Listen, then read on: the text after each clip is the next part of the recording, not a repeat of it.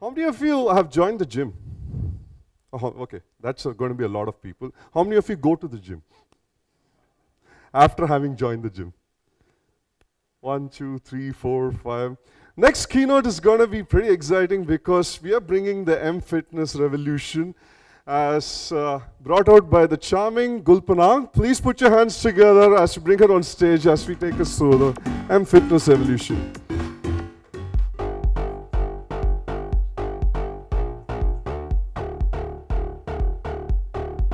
Here. I'm hoping that the next time I'm here or the next time after that, there'll be a lot more ladies. I'm partial to women. What can I do? So I think we're all here because very clearly there is a boom that has been brought about by internet-enabled devices, namely tablets and phones. We're either part of the boom, like the ones who were in this panel before us, and of course the gentleman speaking before me, or then we're trying to be part of this boom.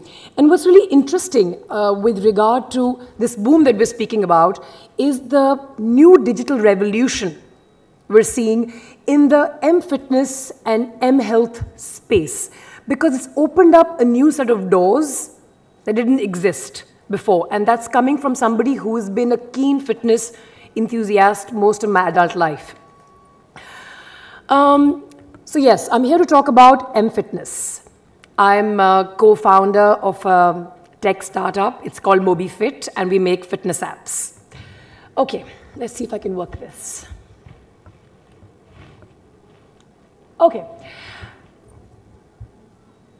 According to a report by eMarketer, there is, where is my, okay. There has been a research that reveals that 25% or 1/4 of all app users are using M-Fitness or M-Health apps.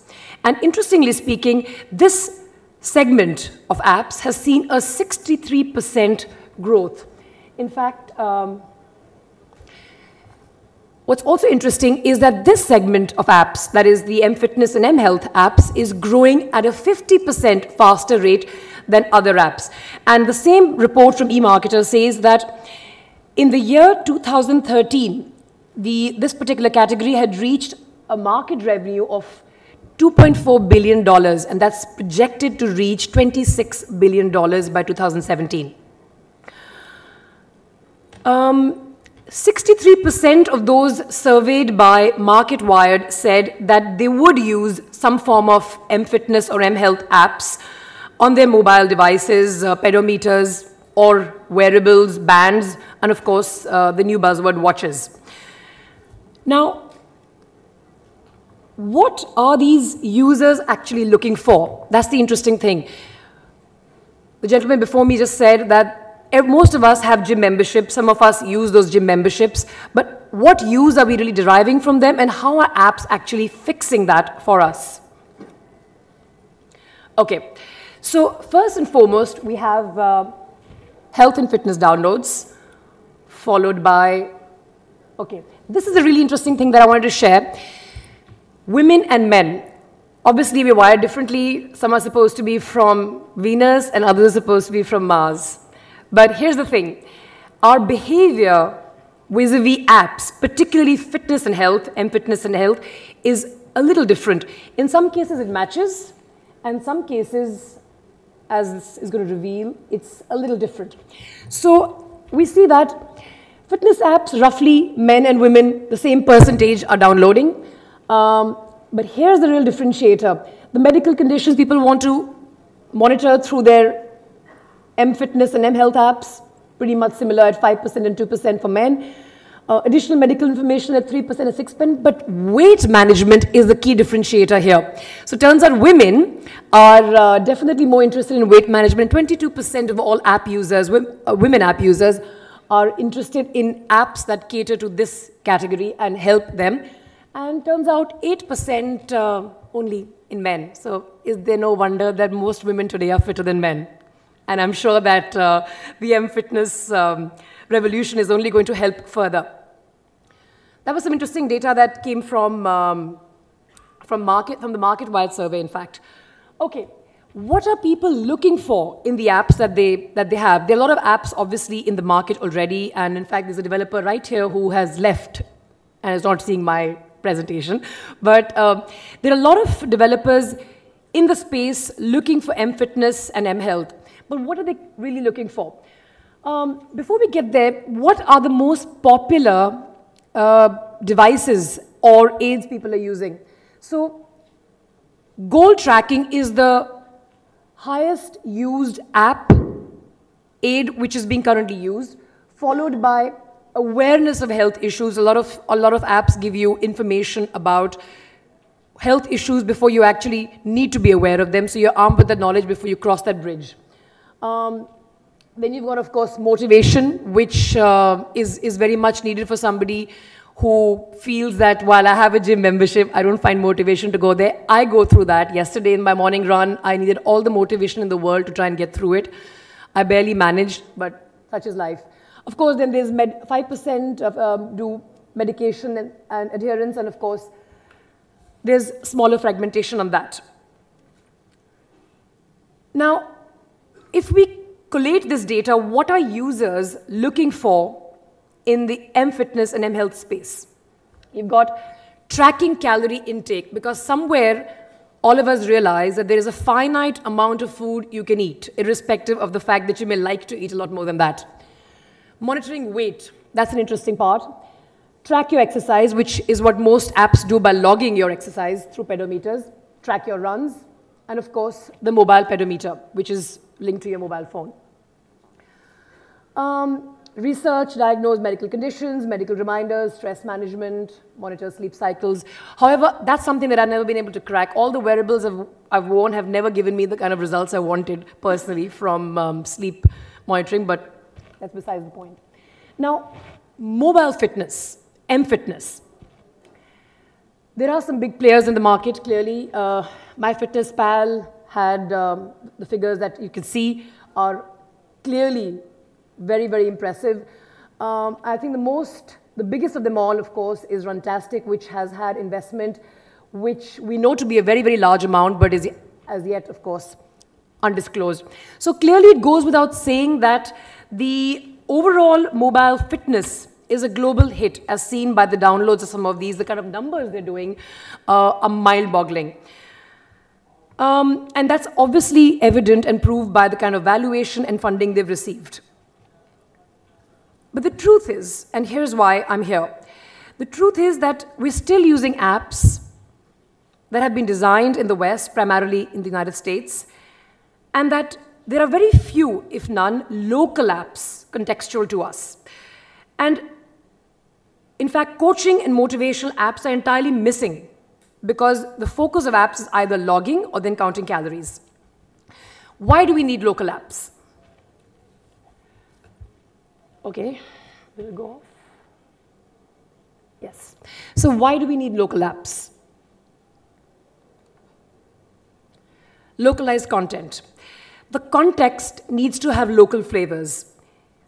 We're very different from the West, particularly Europe and America, when it comes to geography, infrastructure, work-life balance priorities, concepts, and even the way we approach fitness. For example, high-intensity interval training in the West is very, very popular, whereas yoga is very popular in India. So how do you marry the two into a larger ecosystem which needs to deliver on the variables that are so listed?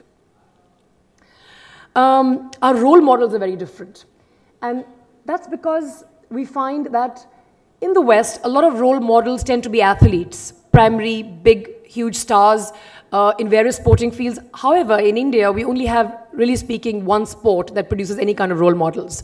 It's wonderful to see badminton and tennis come up in recent times, but by and large, our role models have rested on cricket. So our role models are very, very different from the way the West works. And of course, the very big differentiator here is we are multilingual, whereas in Europe, you'll have 3 or 4 languages primarily dominating the discourse. In the West, in Northern America, it's obviously English.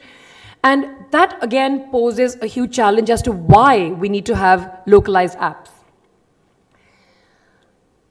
Last but not least, price sensitivity, which is something which, as people before me, far more qualified and experienced, have said, Indian market especially so.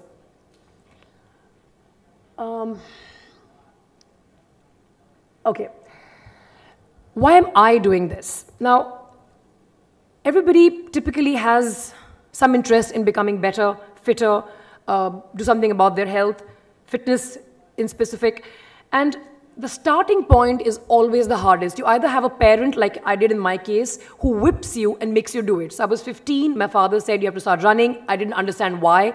I just did it because there was no questioning a military father.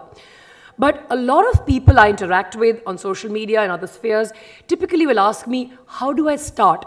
So First Run, which is our first app, incidentally, it's been on the Android market now for little over a week. It assumes that you've never run before. It's not a logging device. It's something that allows you and encourages you to start on the journey. So it's based on Josh Clark's open source C to 5K program, and we've taken that and developed it to a stage where it's voice coached. So essentially my voice, and we will be doing many versions in time to come, will tell you when to run, when to walk, and over 9 weeks of 3 sessions a week of 30 minutes each, assuming you can only run for a minute the first time, the voice coached app takes you all the way through and assumes that if you stick through the program 9 weeks down the road, you will have the ability to run 5 kilometers or 30 minutes. So this was my personal expertise comes from, I suppose, being somebody who's been running for the better part of my adult life, 20 years to be precise. I started running when I was 15. And the fact that I've always been keen to evangelize why people should work towards fitness. A lot of people said you should do a DVD, you should do a fitness program on TV, but there's one thing that nobody leaves home without today. And in most cases, it's that ultimate convergence device, which is your mobile phone. Why not bring a solution which is motivational, encouraging, and in the process does everything that a conventional fitness app does and bring it to somebody's mobile device? And that was my inspiration behind becoming a part of MobiFit. So that's me. Why I started running. I think I've already been through that. There was no choice in that matter. Various things work for me. Running is being universally acknowledged as the easiest way to keep fit. It was once said that all you need is a pair of shoes with the rise in barefoot running, like my friend Milind Soman encourages people to do. You don't even need a pair of shoes. It comes naturally to you and there's no excuse. So this is what MobiFit has been working on. First Run is already available. It's on Android and we will be launching an iOS version shortly. It's an entirely voice-coached app that takes you from 0 to 5K with, of course, all the other bells and whistles that typical running apps come with. And, of course, we have 2 interesting apps in final stages of development, and we hope to be sharing them with you in time to come. That's it from me. I do hope that everybody here is enthused enough to partake in this larger Mfitness revolution that's upon us before it seizes us and the moment is gone. I'd be happy to take any questions. I would not like to stretch this presentation further because A, I'm a founder of the Aggrieved Listeners Society and B, I have a flight to catch. So thank you very much for being a very, very patient audience. Thank you, ladies, and thank you, gentlemen. I really appreciate your time. And I do hope that we can all be part of this wonderful boom together, of which I believe Mfitness is a very, very big part. Thank you very much. Thank you, Gul Panag, and hope we all start running a lot more than what we already do, right? Just a quick selfie with